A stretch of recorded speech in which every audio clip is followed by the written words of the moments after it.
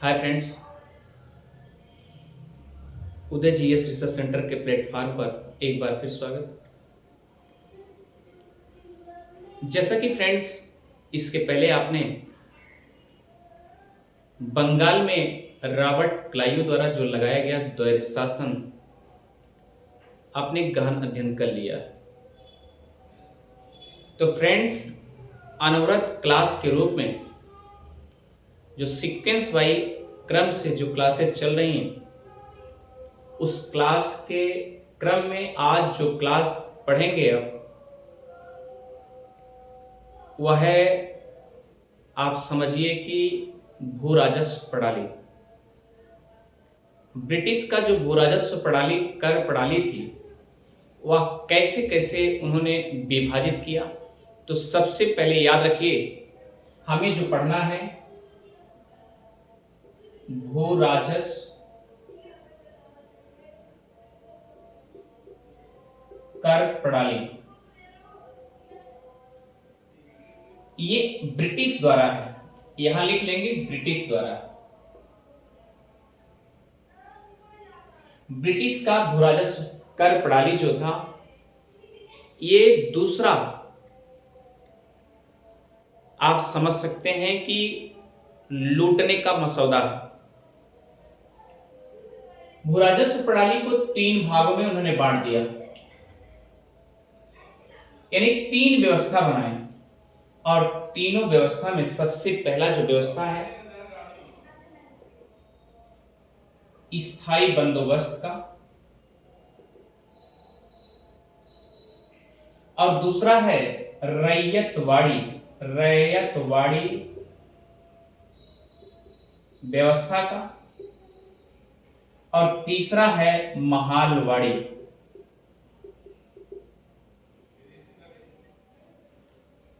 ये सब क्या है? ये जो व्यवस्था है ये कर प्रणाली है, वो भी स्पेशल रूप से आप समझिए कि अंग्रेजों द्वारा ये भारतीयों के ऊपर कर आधिपत्य किया जा रहा है, लोड दिया जा रहा है। स्पेशल ये भी याद रखिए कि जो भारतीयों के ऊपर दिया जा रहा है वह भारतीयों में मुख्य रूप से जो है किसान है, चाहे वो उद्योग लगाए हों, चाहे वो कृषि किए हों, चाहे वो उद्योग लगाए हों, चाहे वो कृषि किए हों, उनके ऊपर कर प्रणाली लोड किया जा रहा है। और जो कर प्रणाली है वो ब्रिटिश राजस्व द्वारा ही किया जा रहा है।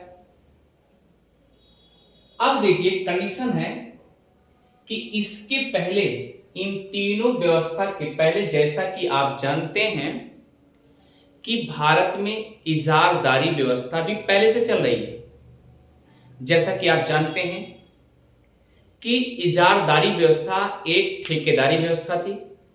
कंट्राक्ट पे किसी को दे दिया जाता था कि आप इसका कर वसूल करके लाएंगे, ये एक इजारदारी व्यवस्था थी। अब उसमें एक नया रूप ले आकर के लॉर्ड कॉर्नवालिस ने सबसे पहले क्या कर दिया, अस्थाई बंदोबस्त को नया रूप दे दिया, नया व्यवस्था दे दिया। तो फ्रेंड्स जो आज हम सब पढ़ने जा रहे हैं, सबसे पहले ब्रिटिश भू राजस्व कर प्रणाली में हम पढ़ेंगे अस्थाई बंदोबस्त व्यवस्था। इसे एक दूसरा नाम इस्तमम रारी व्यवस्था कहा जाता है। इस्तमम रारी व्यवस्था इसी को कहते हैं, अस्थाई बंदोबस्त को ही कहते हैं। तो फ्रेंड्स आज इसी को हम डीपली थोड़ा सा अध्ययन करते हैं। उसके बाद नेक्स्ट क्लास जो होगी आपकी रैयतवाड़ी व्यवस्था होगी, फिर अगली जो क्लास होगी महालवाड़ी व्यवस्था होगी। तो सबसे पहले हम अस्थाई बंदोबस्त की व्यवस्था पढ़ लेते हैं। तो फ्रेंड्स चलिए क्लास स्टार्ट करते हैं।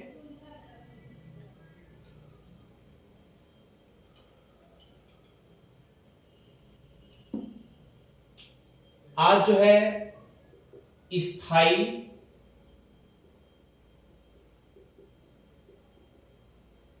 बंदोबस्त व्यवस्था, जिसमें स्पेशल रूप से याद रखिए ब्रिटिश द्वारा भू राजस्व प्रणाली है। अस्थाई बंदोबस्त को याद रखिए एक दूसरा भी नाम कहते हैं इस्तमम मरारी, इस्तम या इस्मम रारी व्यवस्था, इस्तमम रारी व्यवस्था। क्लियर हो गया? तो फ्रेंड्स ये अस्थाई जो व्यवस्था है कर प्रणाली की, ये ब्रिटिश भू राजस्व द्वारा, यानी ब्रिटिशों द्वारा है, अंग्रेजों द्वारा किया गया राजस्व कर प्रणाली है, भू राजस्व कर प्रणाली। ठीक है, तो सबसे पहले इसके बारे में थोड़ा सा आज पहले हम इसके भूमिका समझ लेते हैं। इसकी भूमिका क्या है कि आखिर कौन सी ऐसी जो कर प्रणाली चल रही थी उसको बदल करके अस्थाई बंदोबस्त की व्यवस्था कर दी गई। इसके पहले भी तो अंग्रेज कर वसूला करते थे, और जो कर वसूला करते थे वह इजामदारी व्यवस्था थी। क्लियर? तो फ्रेंड्स याद रखिएगा, सबसे पहले आज हम जो पढ़ेंगे भूमिका पढ़ेंगे, उसके बाद अस्थाई बंदोबस्त चलेंगे। जैसा कि आप जानते हैं कि ब्रिटिश जब अंग्रेज भारत में आए, आपने देखा होगा सबसे पहले फर्स्ट ऑफ ऑल याद रखिएगा 1757 ईस्वी में प्लासी का युद्ध हुआ। क्या हुआ? प्लासी का युद्ध हुआ। कहां हुआ? बंगाल में हुआ। अब हुआ क्या, बंगाल में होने के बाद जब युद्ध हुआ, एक तरफ सिराजुद्दौला था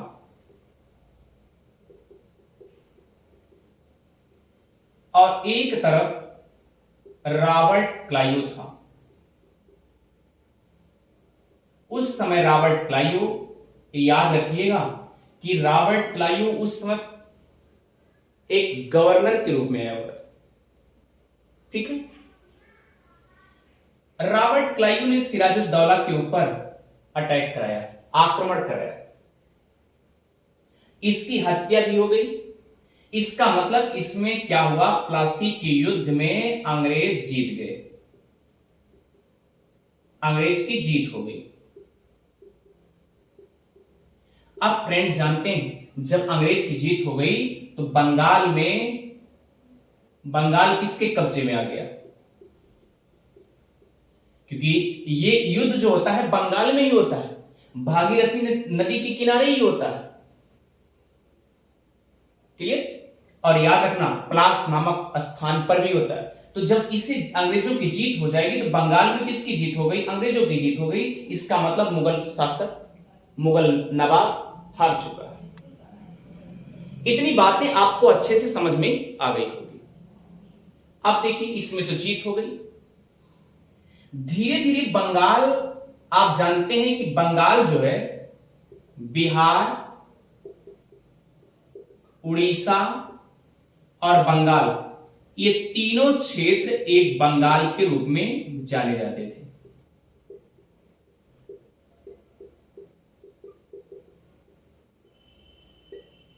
अब किसके कब्जे में हो गया? अंग्रेज के कब्जे में हो गया।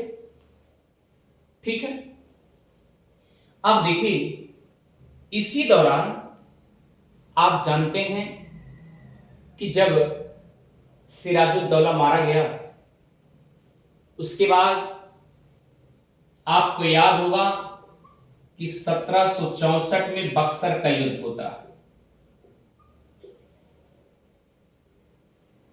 यह बक्सर का युद्ध, इसमें एक तरफ मीर कासिम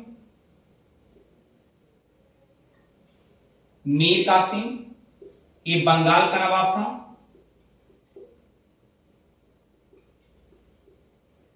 और सुजाउद्दौला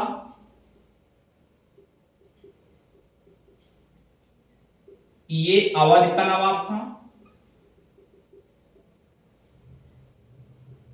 ये अवध का नवाब था, और याद होगा शाह आलम द्वितीय, ये केंद्रीय सत्ता में बैठा हुआ था। ये केंद्रीय सत्ता का यानी दिल्ली का नवाब है, ऐसे लिख लीजिए।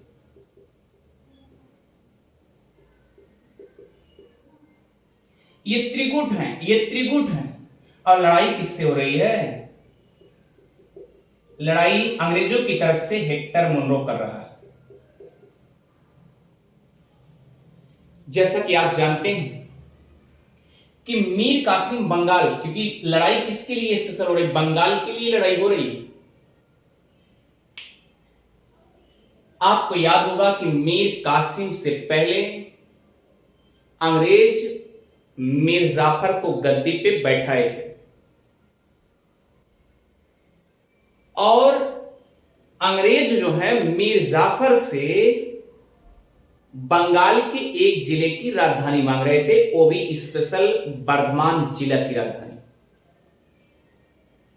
क्लियर? किससे मांग रहे थे? मीर जाफर से। यानी मीर कासिम से पहले जो नवाब था मीर जाफर था, और मीर जाफर से बर्धमान जिले की दीवानी मांग रहे थे। मीर जाफर ने मना कर दिया, और जब मना कर दिया तो अंग्रेजों को शक का दायरा हुआ कि मुझे लगता है कि मेरी बात तो ये सुन नहीं रहा, मैं ही नवाब बनाया हूं और मेरी बात सुन नहीं रहा, ये लग रहा है डचों के कहने पे आ गया। इसलिए मीर जाफर को हटा देता है, अंग्रेजों द्वारा हटाया जाता है, नवाबी की पदवी हटा दी जाती है। उसके बाद मीर कासिम को बंगाल का नवाब बनाया जाता है। अब देखिए, मीर कासिम को जब बंगाल का नवाब बनाया जाता है तो भाई अंग्रेजों द्वारा ही बनाया गया। अंग्रेजों ने मीर कासिम से 3 जिले मांग लिए, क्योंकि आपको याद होगा मीर जाफर को हटाने के लिए मीर कासिम के साथ, या मीर कासिम को गद्दी पे बैठाने के लिए मीर जाफर के साथ क्या किए? शिकायत किए थे कि जल्दी जल्दी मीर जाफर को हटा दें, और मीर कासिम इनको सांत्वना दे दिए कि आपको गद्दी पे बैठा देते। और मीर कासिम नवाब बनने के लिए उत्तेजना से भरा हुआ था, उत्साहित था कि हम जल्दी जल्दी नवाब बन जाए। और जब मीर कासिम नवाब बन गया तो उनसे क्या किया? अब तो ये अंग्रेजों के कब्जे में हो गया मीर कासिम, और जब मीर कासिम अंग्रेजों के कब्जे में हो गया तो मीर कासिम से, याद रखना, स्पेशल मुख्य रूप से 1762 की कहानी है। क्लियर? 1762 में, जैसा कि 1764 के पहले मीर कासिम से क्या मांगता है? मीर कासिम से कहता है, अंग्रेज कहते हैं कि हमको बर्धमान जिला और मिदनापुर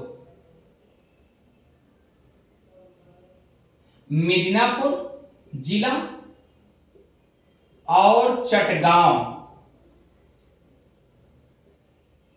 जिला, ये तीनों की दीवानी चाहिए।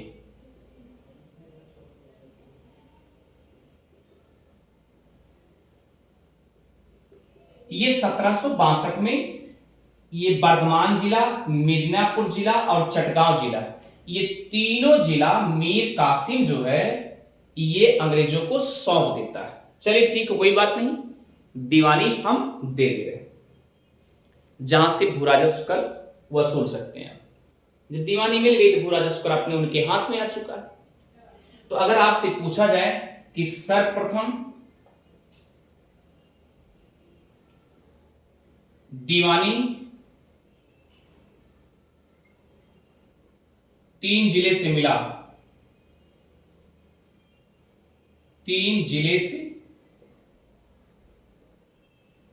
मिला, वह जिला कौन था? बर्धमान। वह जिला कौन था? बर्धमान जिला, मिदनापुर जिला और चटगांव जिला। तीनों जिले की दीवानी मिल गई सर्वप्रथम। अब दीवानी मिल गई तो अंग्रेज हो गए खुश। अंग्रेज खुश हो गए, लेकिन मीर कासिम नाराज। मीर कासिम के मन में एक ख्याल आया कि कहीं ऐसा ना हो कि आप तीन तीन जिले ले चुके हैं, तो कहीं ऐसा ना हो पूरा बंगाल ही हमसे हड़प न ले। अब मीर कासिम भी चला। तो मीर कासिम, आपको याद होगा, ये जो मुर्शिदाबाद में बैठा था, मुर्शिदाबाद से भाग करके मुंगेर चला गया था, बिहार के मुंगेर में चला गया था।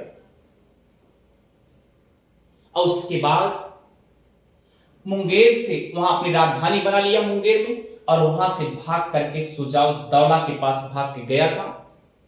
सुजाउद्दौला अवध के नवाब थे, जिन्होंने मीर कासिम को शरण दिया।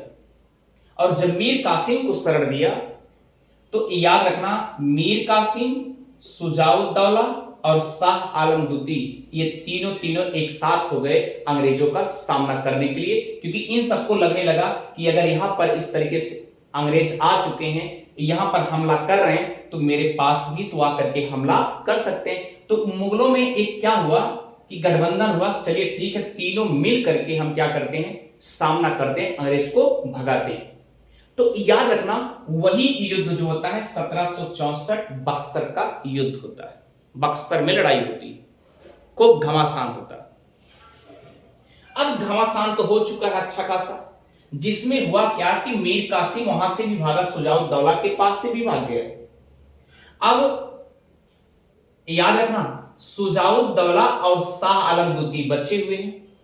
अब एक सिचुएशन ऐसा आया कि बक्सर के युद्ध में परिणाम क्या रहा कि बक्सर का युद्ध भी जीत चुके हैं।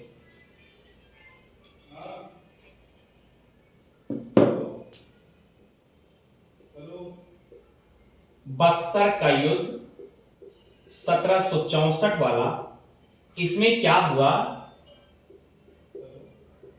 अंग्रेज जीत चुके हैं। अब दिमाग लगाइए, जब अंग्रेज जीत चुके हैं और धीरे धीरे ये अंग्रेजों के मन में खुशियों का लहर जबरदस्त बनने लगा कि हम तो तीन तीन जिलों की दीवानी भी पा गए, बर्धमान जिले की दीवानी पा गए, मेदिनीपुर के जिले दीवानी पा गए और चटगांव जिले की दीवानी पा गए। अब भू राजस्व कर वसूल सकते हैं आराम से, ठीक है। अब जब ये धीरे धीरे इनसे राजस्व कर वसूलने लगे, दीवानी वसूलने लगे, उनको दीवानी मिलने लगी, राजस्व कर मिलने लगा, तो वो मगन होते चले गए, खुश होते चले गए। और जब खुश होते चले गए, इनके मन में ख्याल आया, अंग्रेजों के मन में ख्याल आया कि आज तो हम छोटे छोटे जिलों से इतना अच्छा खासा मुनाफा कमा रहे हैं, क्योंकि आप जानते हैं अंग्रेजों के मन में हमेशा लालच भरी थी कि जल्दी से जल्दी हम पैसे से राजा हो जाएं और इंडिया को बर्बाद कर दें। बर्बाद करने का मतलब ये नहीं है, उनका मकसद ये था कि हम भारत से सबसे ज्यादा हम पैसे का अर्जन अपनी तरफ खिंचाव कर लें, पैसे कमा लें, उनका मतलब ये है। अब देखिए, जब इनके मन में होने लगा कि बर्धमान जिला और मेदिनीपुर जिला और चटगांव जिला हम पा गए, छोटे से जिलों में से इतना भू राजस्व मिल रहा है, तो हम एक समय ऐसा करते हैं कि अभी तो जिला पाए हैं, हम ऐसा करते हैं प्रांतों की तरफ चलते हैं, प्रांत की दीवानी लेते हैं।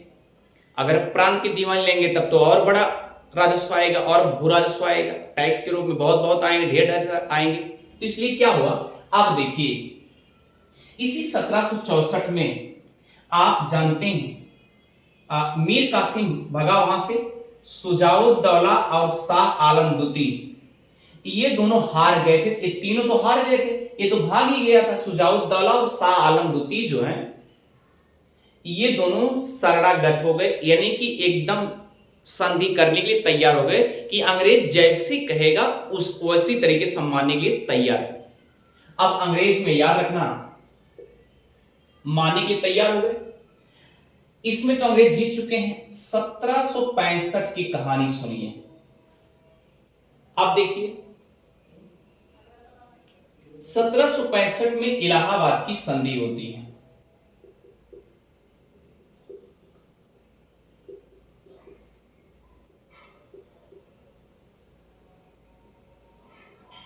इलाहाबाद की संधि होती है। इलाहाबाद की संधि में 12 अगस्त, दो डेट पढ़ते हैं, 12 अगस्त 1765 और 1765 में दिल्ली का नवाब शाह आलम सेकंड है।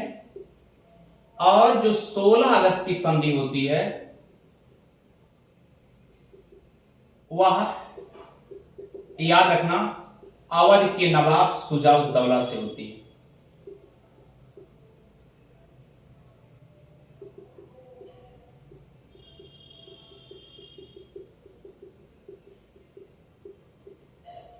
किससे होती है? अवध के नवाब शुजाउद्दौला से होती है। ये बातें अच्छे से समझ में आ गई होगी कि 12 अगस्त 1765 दिल्ली के नवाब शाह आलम द्वितीय से हुआ और 16 अगस्त 1765 अवध के नवाब शुजाउद्दौला से हुआ। जैसा कि आप जानते हैं जब प्लासी का युद्ध हुआ था, प्लासी के युद्ध में कौन जीता था? रॉबर्ट क्लाइव जीता था, क्योंकि अंग्रेज था। फिर दोबारा, क्योंकि शुरुआत उसी से हुई है, इसीलिए प्लासी का युद्ध निर्णायक माना जाता है। अब सोचिए, फिर 1765 में अंग्रेजों द्वारा रॉबर्ट क्लाइव को याद किया गया कि रॉबर्ट क्लाइव ही क्या करेंगे? संधि करेंगे। इनको याद किया गया। रॉबर्ट क्लाइव आया, संधि किया, दिल्ली के पहले सर्वप्रथम दिल्ली के शाह आलम द्वितीय से संधि किया। कहता है कि देखिए, हमें जो है बंगाल, बिहार और उड़ीसा की दीवानी चाहिए। बंगाल, बिहार और उड़ीसा की दीवानी चाहिए। आप बताइए, शाह आलम द्वितीय तो पहले ही झुक चुके हैं, संधि करने के लिए तैयार है। हम जल्दी जल्दी संधि कर ले, अंग्रेज जैसे कहेगा उसी तरीके से हम मानेंगे। तो अब याद रखिए, अब तक क्या मिला था? जिला मिला था। अब क्या हो गए? प्रांत मिलने शुरू हो गए, बड़े बड़े क्षेत्र मिलने शुरू हो गए। तो बंगाल, बिहार और उड़ीसा, यहाँ की दीवानी भी इनको मिल गई इलाहाबाद की संधि के तहत। इसका मतलब अब यहां पर जबरदस्त भू राजस्व वसूलेंगे। क्लियर हो गया? यहां तक मैटर समझ में आ गया। अच्छा ठीक है, अगर ये समझ में आ गया तो आप ये सोचिए कि आखिर कर प्रणाली कैसे लागू होती है। अब देखिए, ध्यान दीजिएगा, जैसा आप जानते हैं कि 1772 में बंगाल में गवर्नर बनके, गवर्नर कौन आता है? Warren Hastings. Clear? Warren Hastings आता है। अच्छा ठीक है, अब आप सोचिए कि वारेन हेस्टिंग्स से कुछ ऐसा कर प्रणाली से कुछ जुड़ा हुआ है क्या? हाँ, जुड़ा हुआ। जुड़ा क्या है? आप ये पॉइंट देखिए कि जैसे इलाहाबाद की संधि होती है 1765 में, रॉबर्ट क्लाइव एक कर प्रणाली लागू करता है प्रशासन के तौर पे, जिसे दीवानी बोलते हैं। यानी कि द्वैध शासन प्रणाली लागू करता है, जिसमें दीवानी जो है ये राजस्व, इसमें कर वसूला जाता था। ये रॉबर्ट क्लाइव उसके अंग्रेज के कब्जे में जा चुका था, अंग्रेजों ने अपने कब्जे में ले चुका था कि दीवानी हम वसूलेंगे और जो है प्रशासन या नवाब या निजामत आप करेंगे। द्वैध शासन प्रणाली रॉबर्ट क्लाइव द्वारा लागू कर दिया गया। अच्छा ठीक है, अब प्लस पॉइंट आपको क्लियर करना है कि 1772 ईस्वी में, जैसा कि हमने बताया कि बंगाल का गवर्नर बनकर वारेन हेस्टिंग्स आया। अब बताइए, वारेन हेस्टिंग्स आया तो ये सबसे पहले काम क्या किया? इन्होंने द्वैध शासन प्रणाली की व्यवस्था को खत्म कर दिया।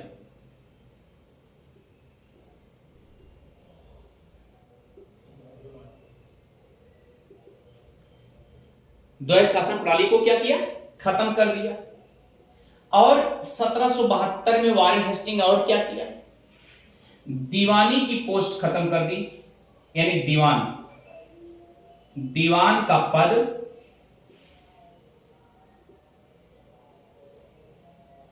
खत्म कर दिया।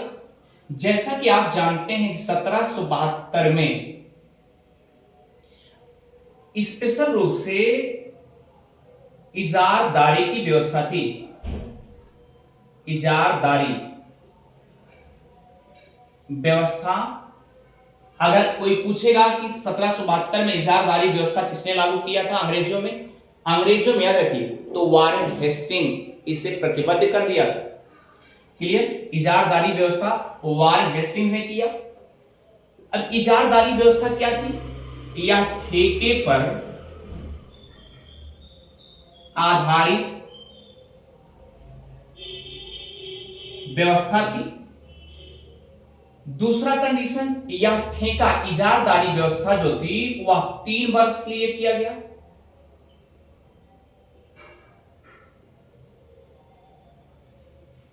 और वारेन हेस्टिंग आया, ये क्या किया, 5 वर्ष के लिए किया कि जिससे 5-5 वर्ष में वसूला जा सके और अच्छा खासा मुनाफा हो सके अंग्रेजों का।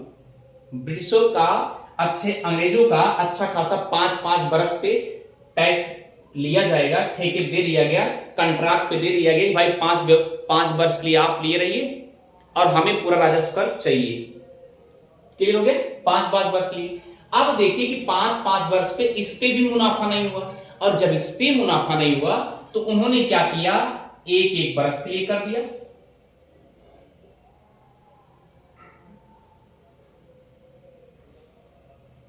एक वर्ष के लिए कर दिया।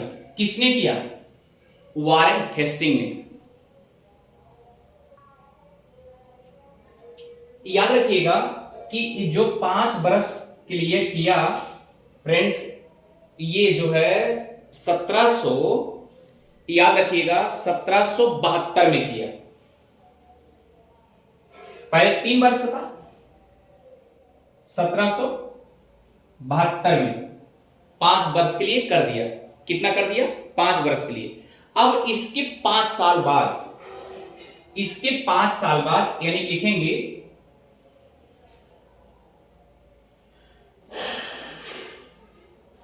इसके 5 वर्ष के बाद 1 वर्ष के लिए इजारदारी व्यवस्था हो गई, ठेके पे होगा कि अधिक से अधिक मुनाफा अंग्रेजों के लिए हो जाए। तो ये किसने किया, वारेन हेस्टिंग ने। अच्छा, एक बात याद रखिए कि वारेन हेस्टिंग ने दीवान का पद जब खत्म कर दिया तो याद होगा, जैसा कि आपने देखा था कि द्वैध शासन प्रणाली में जब रॉबर्ट क्लाइव दीवान के पद पर बंगाल में 2 व्यक्तियों को चयनित किया था, मोहम्मद रजा खान और सिताब राय, जो कि बिहार के दीवान थे। अब दोनों, इसका मतलब कि दीवान का पद हटा करके बोर्ड ऑफ रेवेन्यू की व्यवस्था कर दी। बोर्ड ऑफ रेवेन्यू की प्रणाली लागू कर दिया।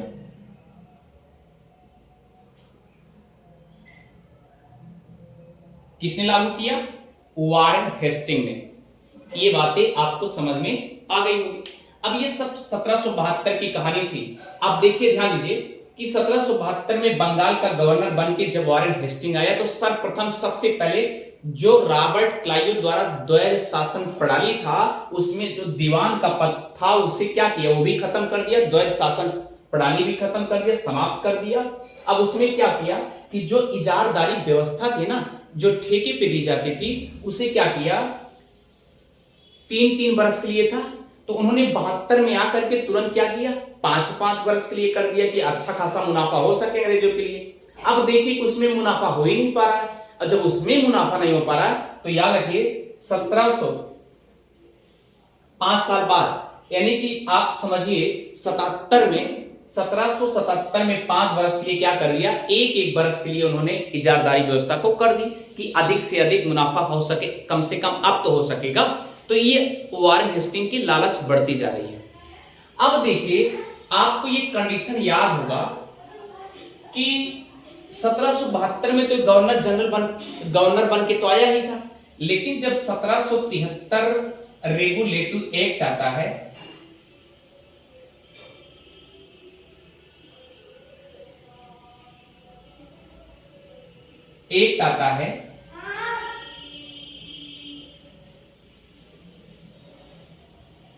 उसमें वॉरेन हेस्टिंग को बंगाल का गवर्नर जनरल बना के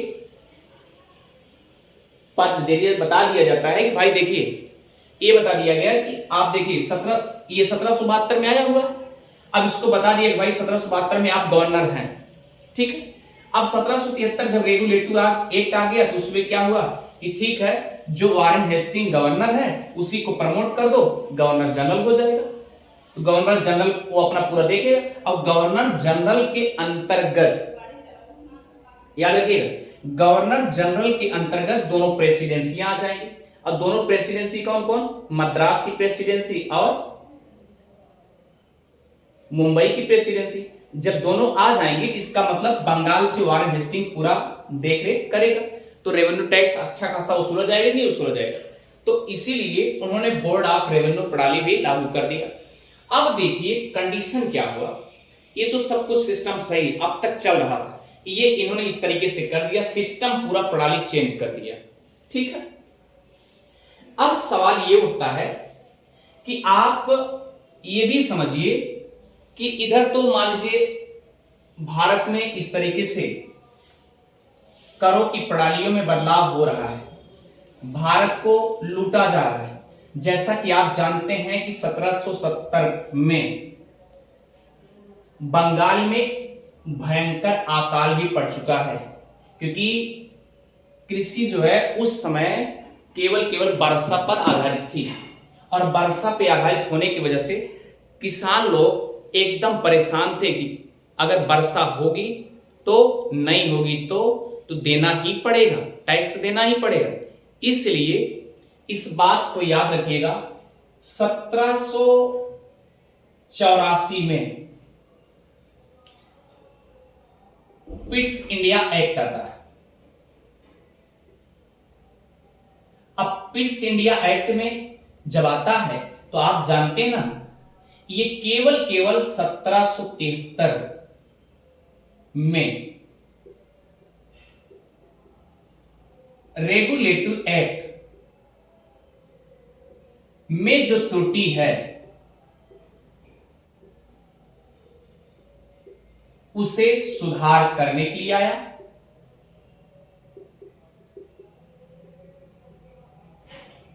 और याद रखिएगा, जैसा कि आप जानते हैं कि वॉरेन हेस्टिंग के जो कार्यकाल में जो एक्टिविटी क्रियाकलाप हुआ था, चेंजिंग हुआ था, उसको भी सुधार करने के लिए आया। अच्छा, मान लीजिए ये सुधार करने के लिए आ तो गया। अब वॉरेन हेस्टिंग गुस्से से आग बबूला हो गया, एकदम विरोध करने लगा कि भाई देखिए इस तरीके से अभी मैंने नियम चेंज किए हैं, अभी जल्दी जल्दी नियम चेंज किए और आपने क्या किया, आप इस तरीके से चेंजिंग करेंगे तो मेरे लिए क्या होगा, दिक्कत होगी ना। तो याद रखिएगा 1784 में ही वॉरेन हेस्टिंग ने इस्तीफा दे दिया।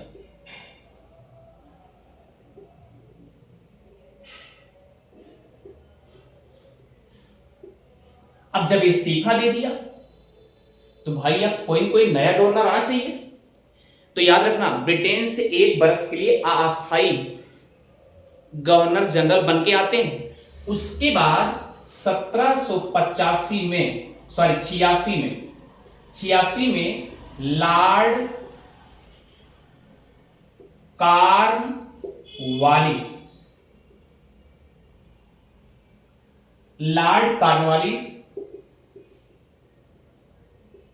बंगाल में गवर्नर जनरल बनकर आता है।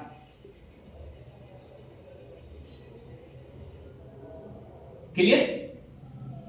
ये क्या करता है, याद रखिएगा, जो वारेन हेस्टिंग द्वारा सिस्टम बनाया गया था उसको सीधा इजारदारी वाली सिस्टम क्या कर दिया, खत्म कर दिया, सिस्टम पूरा खत्म कर दिया, तो उसमें उसको परमानेंट करने का प्रयास किया। तो याद रखना, ये जो लॉर्ड कॉर्नवालिस है अस्थाई जो भू राजस्व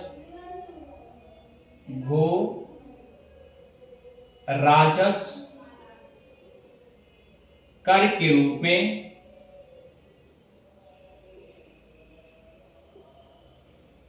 अस्थाई बंदोबस्त लागू किया। अगर आपसे पूछा जाएगा इसी के कार्यकाल में, यानी बंगाल के गवर्नर जनरल कौन थे, लॉर्ड कॉर्नवालिस, अस्थाई बंदोबस्त लागू किया। तो 1786 में ही बंदोबस्त लागू किया गया। किसके कार्यकाल में, किसने लागू किया था, लॉर्ड कॉर्नवालिस से। अब सवाल उठता है कि अस्थाई बंदोबस्त क्या है। ठीक है, तो आप नेक्स्ट क्लास में हम डीपली अध्ययन करेंगे कि अस्थाई बंदोबस्त क्या है। जैसा कि फ्रेंड्स एक बात याद रखिए, क्योंकि जब ब्रिटेन का कब्जा अमेरिका पे हुआ था, धीरे धीरे ब्रिटेन जो है और अमेरिका युद्ध में तब्दील होकर के धीरे धीरे क्या हुए, एक दूसरे से स्वतंत्र हो गए। अमेरिका जब स्वतंत्र हुआ 1776, 4 जुलाई 1776 को अलग हुआ। अलग होकर के जब वो स्वतंत्रता ग्रहण कर लिया, तो आप जानते हैं ना कि ब्रिटेनों की निगाह यानी अंग्रेजों की निगाह कहां पे हो गई, ब्रिटेन के लोगों की निगाह कहां हो गई, भारत पर हो गई। और भारत पे अब उनका वर्चस्व ये होगा कि किस तरीके से हम भारत को अब चल के भारत में ही अच्छा खासा मुनाफा कमाया जाए। इसीलिए ये सब यहां पर टैक्स लगाने के लिए आएंगे। तो याद रखिए 1786 में सर्वप्रथम लॉर्ड कॉर्नवालिस द्वारा ही अस्थाई बंदोबस्त लागू किया गया, वह भी स्पेशल, याद रखिएगा, बंगाल में। फ्रेंड्स मिलते हैं एक बेहतर क्लास में अस्थाई बंदोबस्त को लेकर के। अस्थाई बंदोबस्त, इसमें 3 लोग थे। ठीक है, तो फ्रेंड्स मिलते हैं, जिसमें मुखिया लॉर्ड कॉर्नवालिस थे गवर्नर जनरल के रूप में, और उसके बाद इनके साथ 3 सहयोगी थे, जो कि बोर्ड ऑफ रेवेन्यू में वह चेयरमैन थे। ठीक है, उसके बाद एक सदस्य सहयोगी थे जिन्होंने अस्थाई बंदोबस्त लागू करने में मदद भी करते हैं। तो मिलते हैं एक और बेहतर क्लास में। Thank you friends.